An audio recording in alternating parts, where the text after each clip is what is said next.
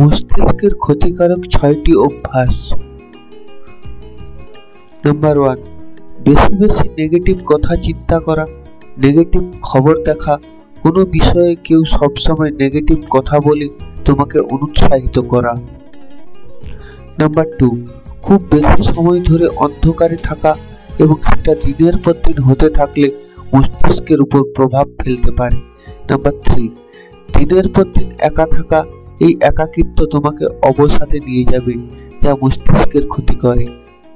Number 4, দীর্ঘদিন বেকারত্বের যন্ত্রণায় জর্জরিত থাকা, তুমি যদি কাজের মধ্যে ব্যস্ত থাকো তোমার মাথা নেগেটিভ কথা ভাবার সুযোগ পাবে না। নাম্বার 5, অতিরিক্ত শব্দ দিয়ে গান শোনা, টিভি দেখা, মোবাইল চালানো, আরো বিভিন্নভাবে অতিরিক্ত শব্দ মস্তিষ্কের ক্ষতি করে।